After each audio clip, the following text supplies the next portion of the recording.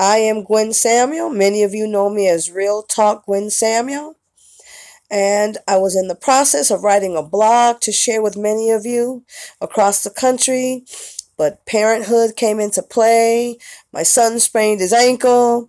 My daughter, we had a PPT meeting because I'm concerned about bullying in the school. So it was such a full day, I couldn't get back to my computer to finish writing. But I wanted to not miss the opportunity because today is Fearless Friday. And first and foremost, I want to say Happy New Year to all of you. But while it is a new year, a lot of the same things are happening to our children across the country, especially our black children, our brown children, and our poor children. And so the title of my video today is Because Our Children Can't Wait. As adults, I want to say we are selfish. We are selfish, and we need to own that space first and foremost. Because for the most part, when we make decisions on behalf of our children, we are doing them at the expense of their well-being. We make decisions that are convenient for us. And this is played out every day in classrooms across the country. And then when parents, especially black and brown parents, begin to come together and advocate for educational choice, because when the schools in our neighborhoods are not meeting our needs, we are shamed into staying there, hoping for the best. And hope is not a strategy. And we are killing our children softly. We are killing their dreams. We are killing their hopes. We are destroying their self-esteem because we have put them in environments that do not want them. And we need to own that. I wrote a blog several months ago that if you are silent about my oppression, then you become my oppressor. And parents, we need to ask ourselves the questions. Are we oppressors to our children in schools across the country in America? Now, some of you saying, well, I'm their mom, I'm their dad. I would never do anything to harm my children. We might not intentionally do anything to harm our children. But if we know a school is not addressing bullying, if we know that a school is making our child feel less than, if we know that every other day your baby is being suspended and expelled and you can't see the reason, the child can't see the reason, and you have a black child and a brown child in a majority white school who is struggling to work with diverse children, then the question becomes, why do we send them there? Yes, compulsory laws say we must send them. But the law don't say we must put our children in harm's way. But yet we do so. So some of this is on us. And I'm including me in this because I keep sending my daughter to a school that I know they do a terrible job with black and brown children. But she says, Ma, I have friends there.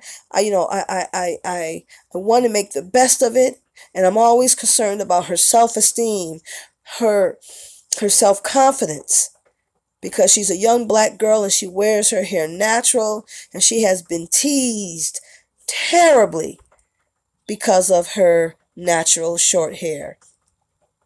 And I want her to be comfortable in her skin. I create these spaces that she can feel comfortable in her skin, that she can be a proud black young girl.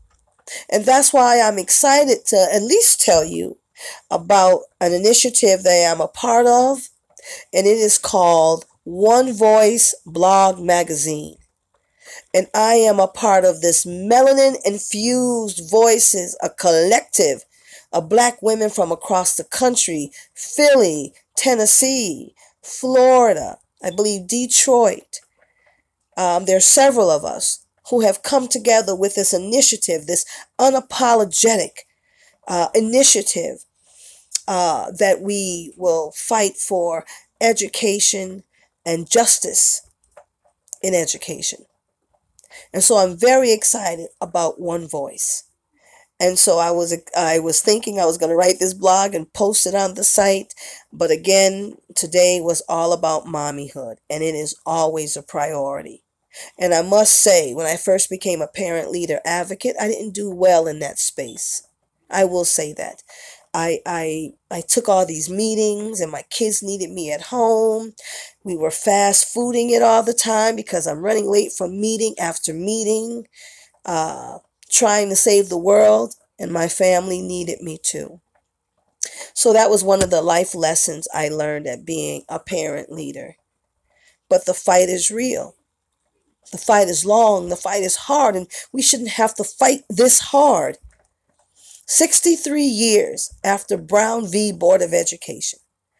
63 years. And many systems across this country are still treating our black and brown children less than human beings. And at 63 years later, I'm not blaming the system. I'm blaming us. Because we allowed the system to do that to our babies.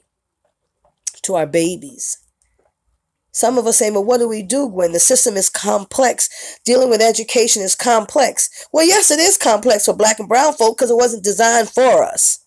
So if it wasn't designed for us, it is going to be complex because every door is closed when we try to go through them. We're retaliated against. We're attacked. We are beaten up on Twitter and Facebook because we work in isolation of a collective. And they're able to pick us off one by one. But that's why I'm excited about the One Voice blog magazine, because it allows us to be a sustained collective. And so I will leave this with you because we're already 7 minutes in. And again, I thank you for allowing me just to share some of these thoughts that are flying through my head because I didn't finish my blog. I leave you with this. 3 days from now, we will be celebrating the legacy of Dr. Martin Luther King. And I must say, I feel we are being hypocrites. And I'll tell you why. We pull out all the Martin Luther King clip art. We will quote him. We will march. We will sing Free at Last. But let's not forget that Martin Luther King Jr. also said, injustice anywhere is a threat to justice everywhere. And if our black and brown babies ain't free, then we ain't free. If our babies as young as 3 years old are being suspended and expelled from school, but the school district keep the money, we ain't free. If we don't have money that follows the child so that if this school can't meet a need, I don't have to judge you what you're not doing. I just know that my baby won't be there no more. And if we're still keeping them in places that are harming them, then our babies ain't free. So that means we ain't free. So all I'm saying is be real with your truth on Martin Luther King Day, his birthday. And then next month is Black History Month, and we gonna march some more and still send our babies to failing school. That is just so hypocritical. That makes us hypocrites, y'all. It makes us hypocrites. Because these babies can't walk out on their own. They can't choose not to be there. And we'll put on our matching t-shirts, lock arms, and then send our babies back to schools that don't even want them. That's on us. So again, thank you for allowing me to share, for allowing me to vent. And does this mean we don't have great non-minority teachers in our school? We have great white teachers. We got great Asian teachers, great Native American teachers, great Latino men, women. We have great ones. But we also got some that have some serious biases, that don't want to educate your babies no matter how much money you give them. And so the question becomes, and why do we send them? So, if injustice is a threat to justice everywhere, then we need to be just adults and stand up for our children.